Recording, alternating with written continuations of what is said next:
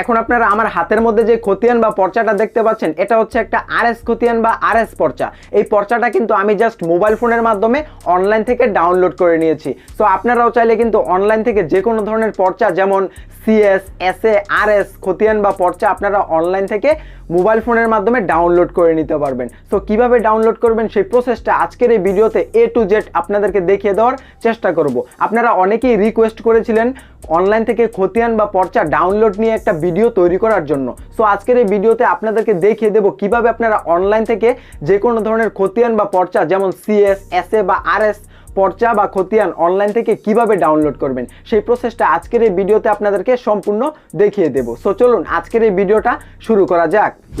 প্রথমে আমাদেরকে আমাদের ফোনের মধ্যে থাকা যে কোনো একটি ব্রাউজার ওপেন করে দিতে হবে। তো আমি গুগল ক্রোম ব্রাউজারটাকে ওপেন করে দিলাম। তারপরে সার্চ বারে এসে লিখে সার্চ করতে হবে land.gov.bd লিখে সার্চ করলে আপনারা এরকম একটি ওয়েবসাইট পেয়ে যাবেন। এটা হচ্ছে ভূমি মন্ত্রণালয়ের ওয়েবসাইট। তারপরে আপনারা একটু স্ক্রলিং করে নিচের দিকে চলে যাবেন। তো এখানে একটা অপশন দেখতে পারবেন ভূমি রেকর্ড ও ম্যাপ, এই অপশনটার মধ্যে একটা ক্লিক করে দিতে হবে। তারপরে এখানে আপনারা অনেকগুলো অপশন দেখতে পারবেন, নির্দেশিকা, সার্ভে খতিয়ান, নামজারি খতিয়ান, মৌজা ম্যাপ, আবেদনের অবস্থা। তো আপনারা সার্ভে খতিয়ানের মধ্যে ক্লিক করে দিবেন।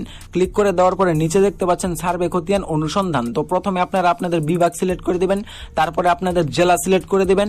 তো আমি আমার জেলা সিলেক্ট করে দিলাম, তারপরে উপজেলা সিলেক্ট করে দিলাম। তারপরে একটু নিচের দিকে চলে গেলে দেখতে পারবেন খতিয়ানের ধরন, মানে আপনি কোন খতিয়ান তুলবেন বা কি ধরনের খতিয়ান তুলবেন। বিআরএস, সিএস, এসএ, আরএস আরো বিভিন্ন ধরনের খতিয়ান বা পর্চা রয়েছে। আপনি যেটা তুলবেন সেটা এখান থেকে সিলেক্ট করে দিবেন। যেহেতু আমি আরএস খতিয়ান বা আরএস পর্চা তুলবো, তাই এখান থেকে আরএস সিলেক্ট করে দিলাম। তারপর এখান থেকে আমি আমার মৌজাটা বা গ্রামটা সিলেক্ট করে দেব। তো আমি মৌজাটা সিলেক্ট করে দিলাম। তো মৌজা সিলেক্ট করা হয়ে গেলে আপনারা এখানে দেখতে পারবেন খতিয়ান নং। তো আপনি চাইলে এখানে খতিয়ান নং দিয়ে দিতে পারেন, ঠিক আছে। খতিয়ান নং দিলেও আপনি পর্চা তুলতে পারবেন বা খতিয়ান তুলতে পারবেন।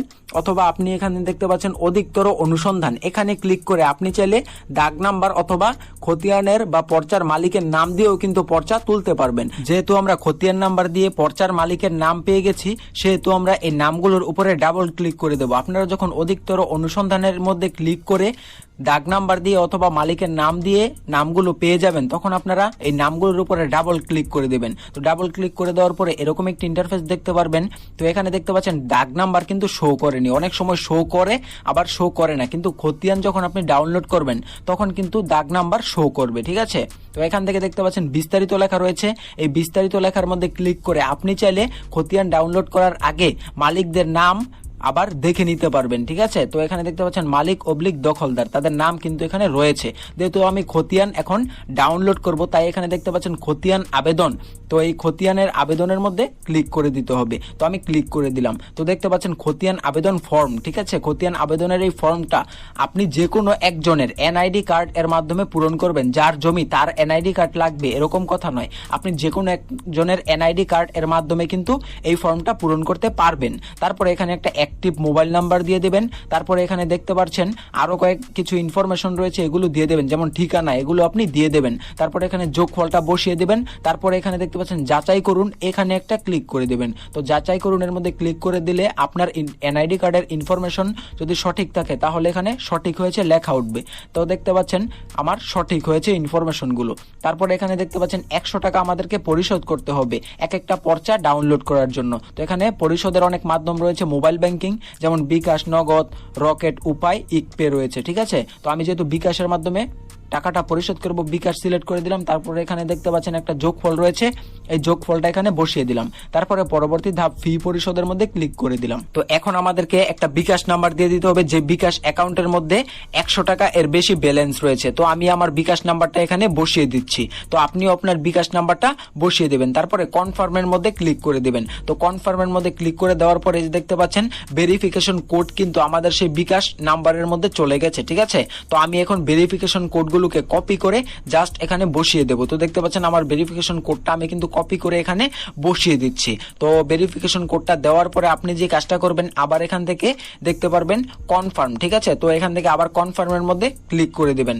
তারপরে দেখতে পাচ্ছেন এখানে আমাদেরকে যে কাজটা করতে বলা হচ্ছে, আমাদের বিকাশ অ্যাকাউন্টের পিন নাম্বারটা দিতে বলা হচ্ছে। তো পিন নাম্বার আমি দিয়ে দিলাম, তারপরে কনফার্মের মধ্যে আবার ক্লিক করে দিলাম।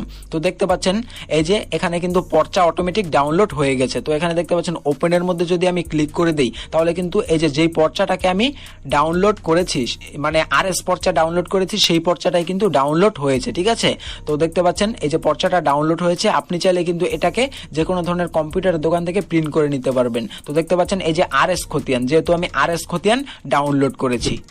অতএব আপনারা চাইলে এভাবেই খুব সহজে মোবাইল ফোনের মাধ্যমে অনলাইন থেকে যে কোনো ধরনের পর্চা ডাউনলোড করে নিতে পারবেন। সো এখানে একটা কথা রয়েছে, আপনি যখন অনলাইন থেকে পর্চা ডাউনলোড করবেন তখন NID কার্ডের ইনফরমেশনের সঙ্গে যে মোবাইল নাম্বারটা দেবেন, সেই মোবাইল নাম্বারের মধ্যে কিন্তু এক্সট্রা একটা লিঙ্ক চলে যাবে। ঠিক আছে, সেটা কেন চলে যাবে, সেই লিঙ্কটাকে আপনি ইউজ করে সেই লিঙ্কের মাধ্যমে আপনি যে পর্চাটা পেমেন্ট করে ডাউনলোড করবেন, তখন যদি পেমেন্ট হয়ে যায় কিন্তু পর্চাটা ডাউনলোড যদি না হয় বাই চান্স, তখন এই লিঙ্কটা কিন্তু আপনার সেই মোবাইল নাম্বারের মধ্যে চলে যাবে। ঠিক আছে, তখন আপনি সেই লিঙ্কটা আপনি কপি করে গুগলের মধ্যে পেস্ট করে সেম পর্চাটাকে কিন্তু আবার ডাউনলোড করে নিতে পারবেন। সেই লিঙ্কটাকে কেন পাঠানো হয়, ধরুন আপনি পেমেন্ট করলেন পর্চা ডাউনলোড করার জন্য, কিন্তু পেমেন্ট ঠিকই নিয়েছে কিন্তু আপনার পর্চা ডাউনলোড হয়নি, কিন্তু আপনার মোবাইল ফোনের মাধ্যমে যেই মেসেজটা গিয়েছে সেই মেসেজটাকে আপনি মানে মেসেজের মধ্যে যে লিঙ্কটা গিয়েছে পর্চার লিঙ্ক, পর্চা ডাউনলোডের লিঙ্ক, সেই লিঙ্কটাকে আপনি গুগলে পেস্ট করে আবার সেই পর্চাটাকে কিন্তু ডাউনলোড করে নিতে পারবেন।